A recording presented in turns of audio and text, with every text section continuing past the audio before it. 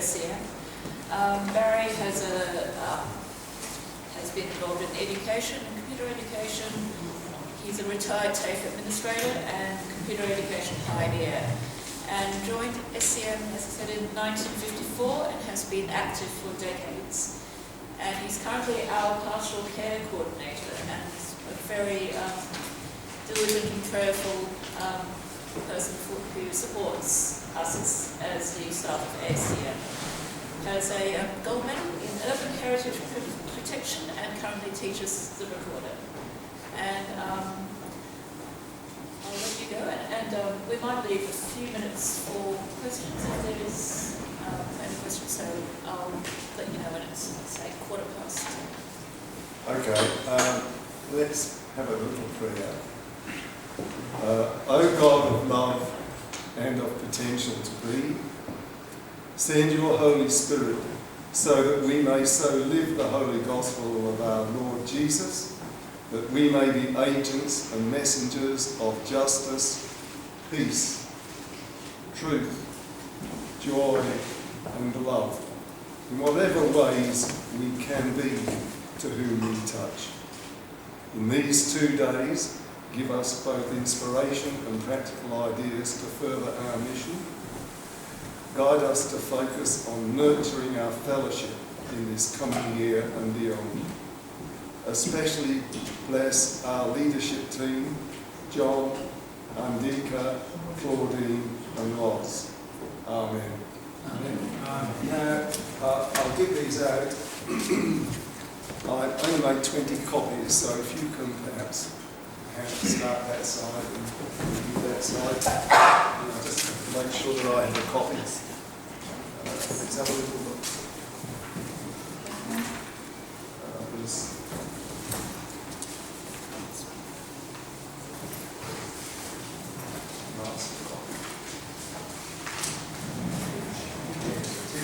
It's okay.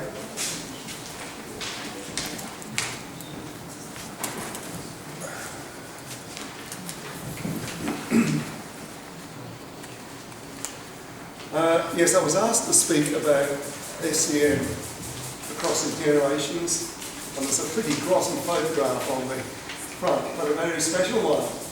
I don't know the vintage of this, but it's probably in the 1920s, maybe around about 1930, and it's taken at an ASCM conference somewhere, I don't know where, and it gives you a flavour of the ASCM in that period.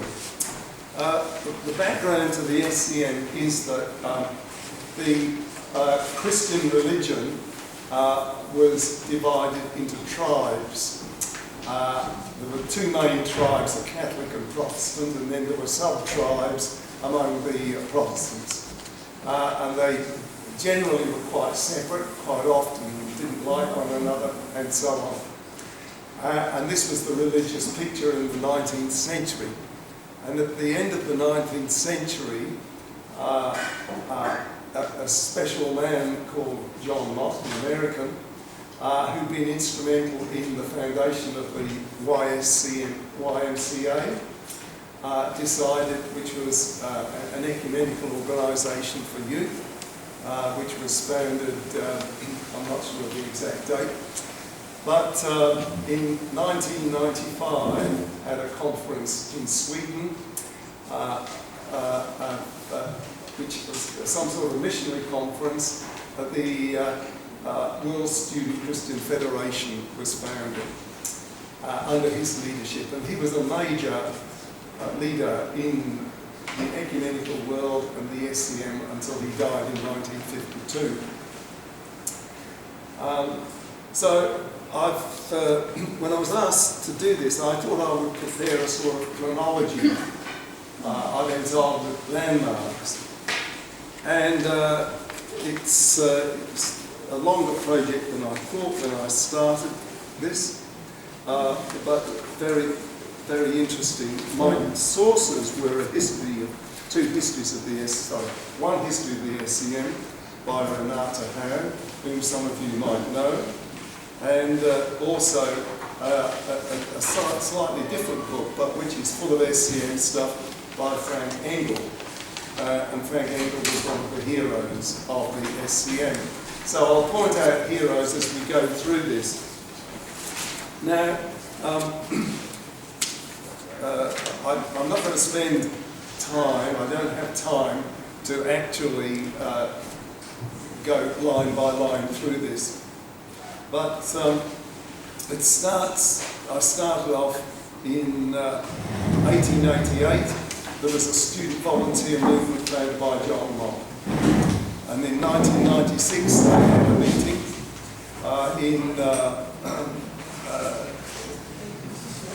so over the period of, if we talk about the Australian the student volunteer movement, it was founded and over its period of existence it sent 43 missionaries or volunteers, mostly to India, and there was a high rate of cholera and septicemia among them. So a very courageous and sacrificial group.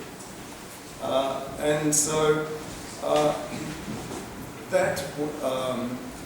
and you'll see that I've highlighted missionaries or volunteers. So at various places, I've highlighted, if you like, the spirit of what became the student Christian movement, what its emphasis was. So in August 1985, in Sweden, the World Student Christian Federation was founded. In 1896, the Australian Student Christian Union was formed at a meeting in Melbourne. John Mott had organised this, and he was appointed the first General Secretary.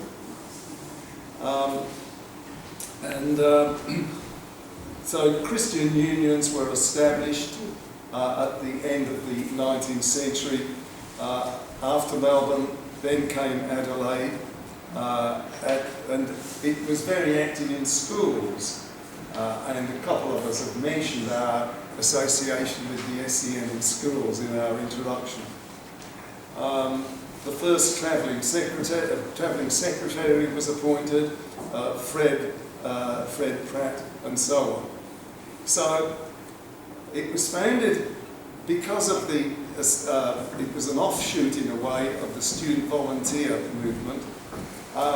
The main emphasis in those very early days was on volunteering and being a missionary.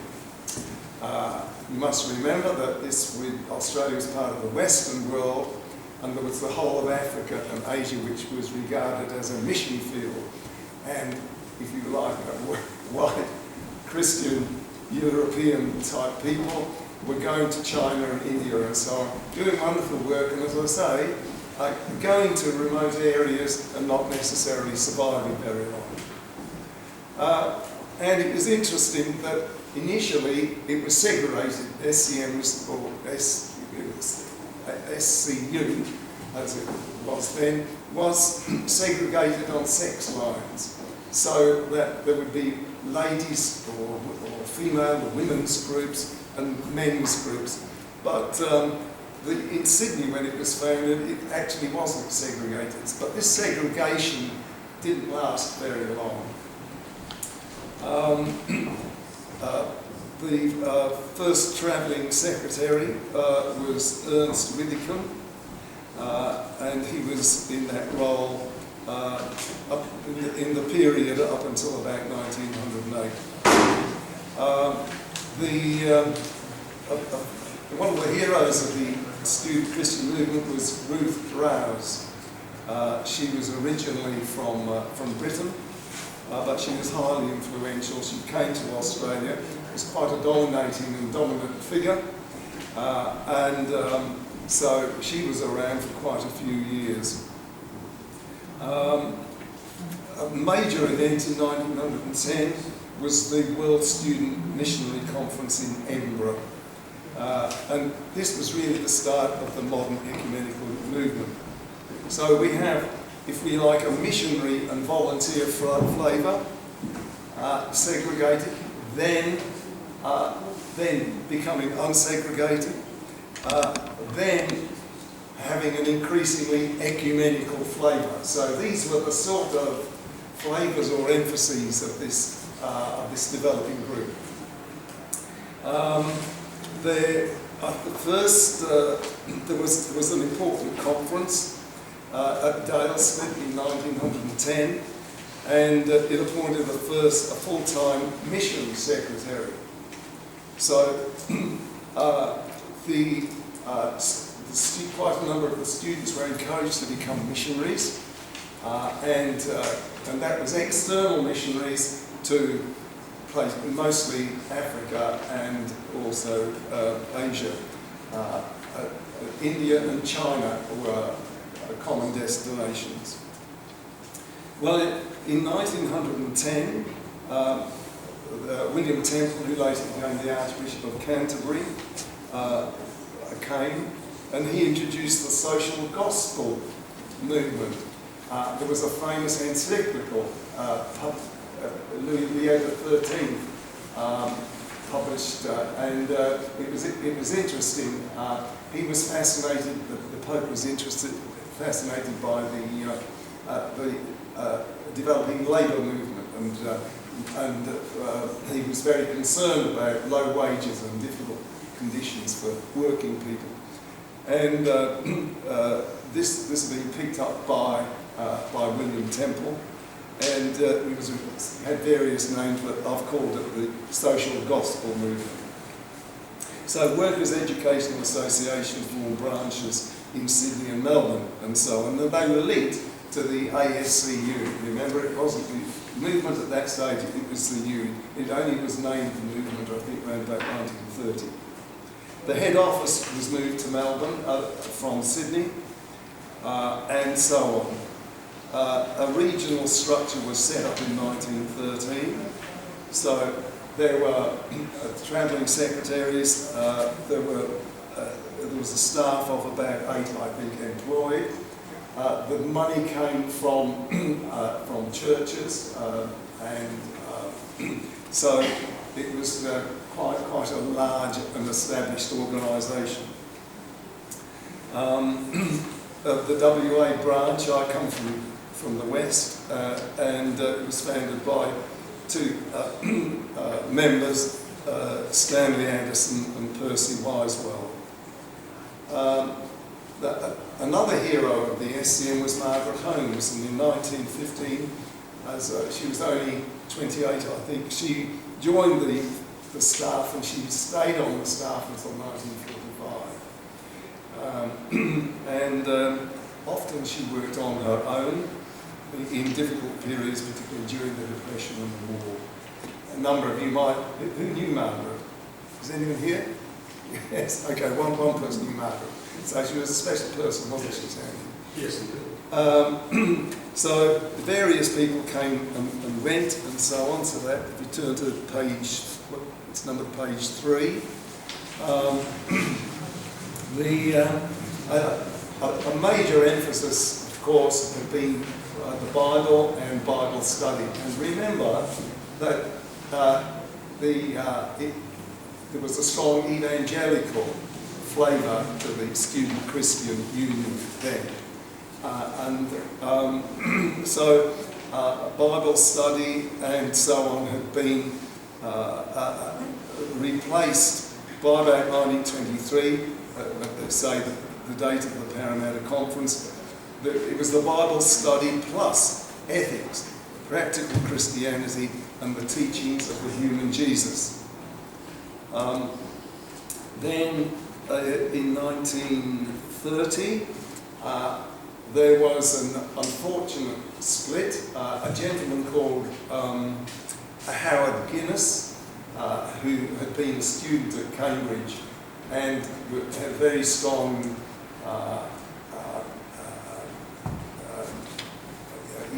evangelistic spirit and evangelical spirit, I should say. And he split the ASCM in England and started the Christian Union. He came to Australia in 1930 and he led the split between the ASCM, which was which was particularly interested in the more practical side of Christianity and a more practical expression of it, from what was called the Evangelical Union or the Christian Union, and that split has remained until the present day. In 1931, another hero of the ASCM, Rosalie McCutcheon, was appointed the travelling secretary. There was a strong influence of pacifism, if you're reading through this, in 1935, and there was a strong influence from the Quakers. Are there any Quakers here? Yes, so there we are.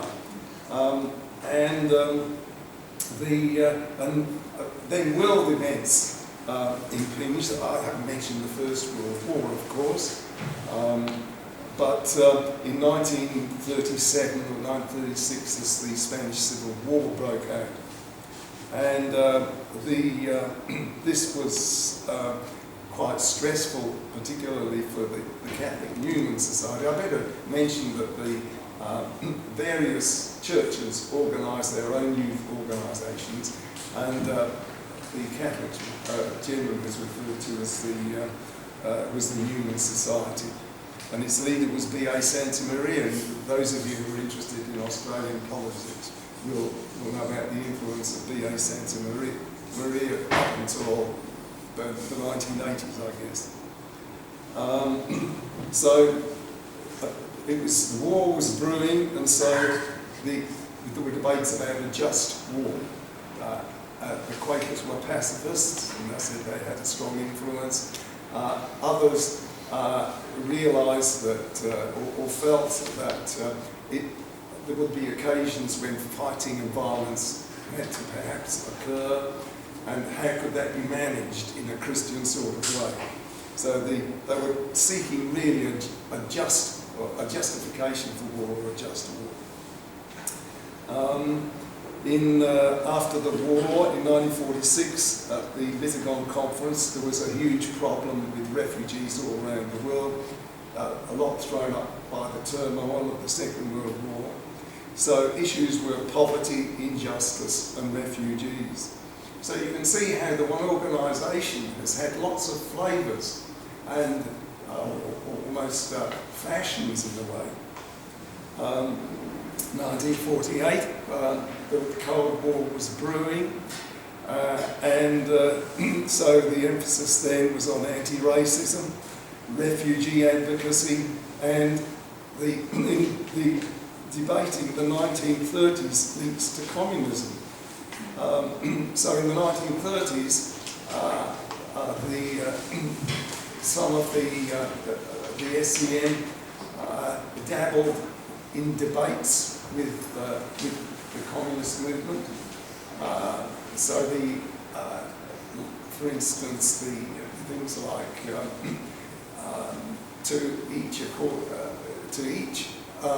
from each according to his ability, his or her ability, to each according to his or her need, and that appealed. That you can see a relationship between that and the teachings of Jesus. So anyway, in the immediate post-war period, I get on a practical level, the refugee problem was very important, and debates about anti-racism and so on, through the communists and through the Quakers, an increasing concern for the situation of Aboriginal people in Australia. Rosalie McCutcheon was the resident secretary in New South Wales until 1965.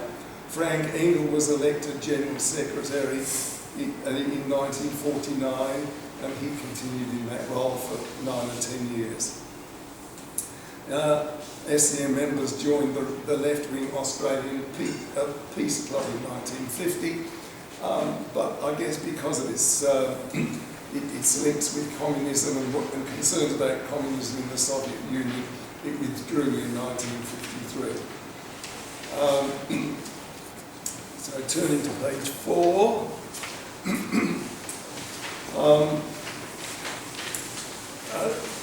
By the middle 50s, the ASCM was increasingly turned away from involvement in politics, and then it became increasingly interested in theological inquiry. So the famous theologians of the time, Barth, Chardin, Birch, Bonhoeffer, and so on. The SCM, by the way, established a press. It published books and papers, and there was a journal called the Australian Intercollegian that was published 4 times a year, I think, and that had quite a wide circulation. And we're dealing with an SCM, which was large. National conferences had numbers of up to 700, in contrast to the numbers here. And various SCMers, such as Davis McCarthy, George Yu. Sandy, was George your father or something? Uncle. Your uncle, yes. Harry Wardlaw. They were Harry interested. Wardlaw died This week. Harry Wardlaw died this week. Did he really? Yes. And they fostered a liberal theological discussion. 5 minutes. Sorry? 5 minutes. Yes, okay. There was an increasing interaction with Catholic university societies. I remember at UWA, for instance, the SCM, we had very friendly relations with the Newman Society there. I used to go to some Newman Society events and so on as an SCM. In 1958 on, there was a proliferation of denominational societies, and that weakened the SCM finances and membership. Moving on, in the 1960s, a flavour was an interest in liberation theology. Things were brewing in the student world, starting and particularly with the external political and social situation tended to overwhelm the religious and theological emphasis of the student Christian movement.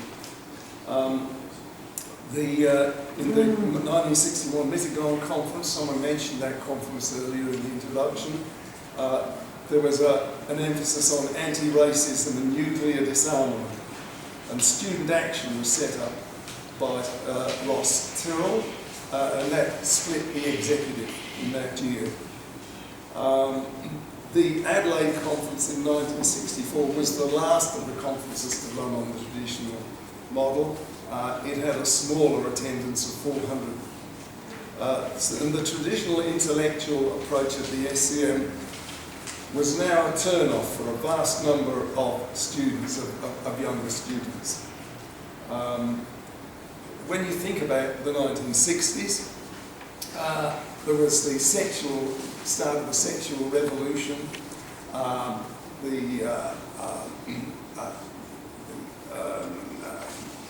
movements in the United States, for instance, were experimenting with drugs and so on, feminism, all of that turned the student world upside down and inside out and so on. So if we take 1964, the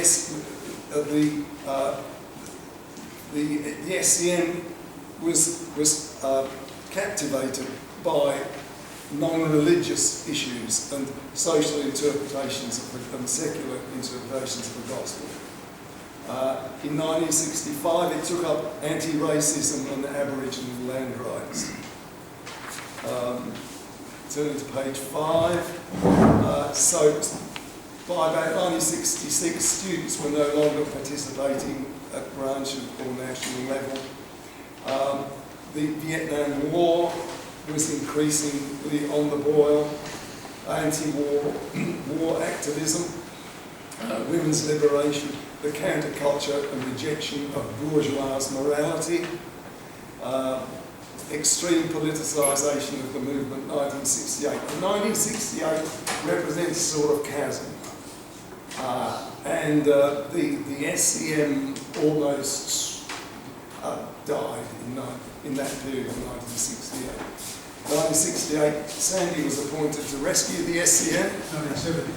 Oh, no, goodness me, this said that you were appointed General Secretary, so that's a mistake in Renata's book. It's, yes, it's 1970. 1970. And until 1975, is that right? Yes. Okay, so that was correct. We'd had a national office in 1969, that closed. The WS, There's yes? still a national office in Melbourne, but it didn't have any staff after 1970. Yes. Apart from the General Secretary Yes. who runs the office. You should be taking over office. here. So I can tell you that. Yes, thank you for that. And there was the focus shifted to a sort of mission to power struggle. I mentioned for instance, in 1972, I formed the first ASCM in a technical college in Western Australia. It was called the God Squad, which is a nice topical name for it. And Chris Ledger, who was conspicuous in the 70s and 80s, she joined the General Council, and she then there was a conference. Let me see. There were a few conferences, but they weren't necessarily every year. In 1981, the issue of homosexuality was an increasing interest in the gay liberation and so on. That became a dominant issue.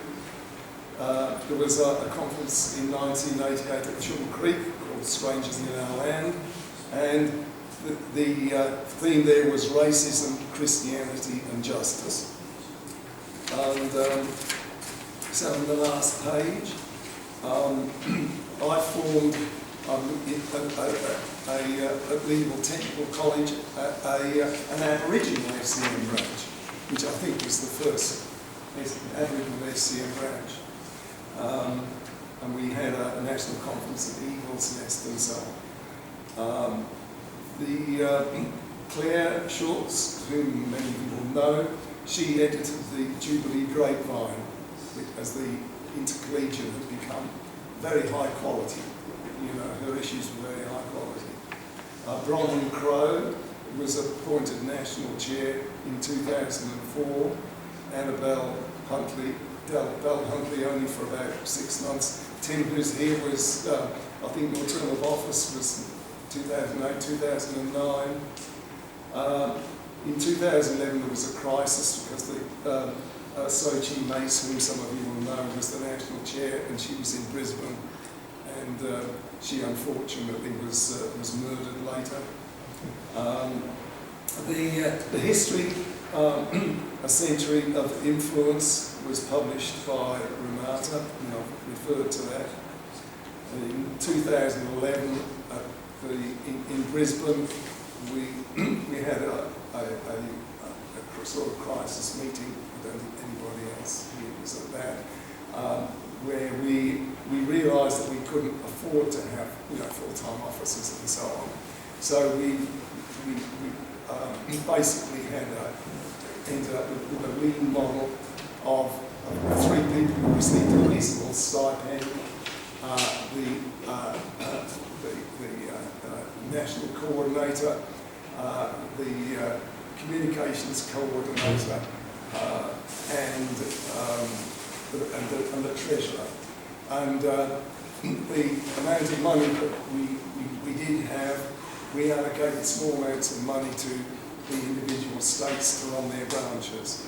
I haven't mentioned that in 1996 there was a conference that I don't know, Margaret, you were one of the main organisers of that, weren't you? Held in Canberra, John the 23rd College, was it? Yes. John the 23rd College here. Excuse me, my voice is going backwards.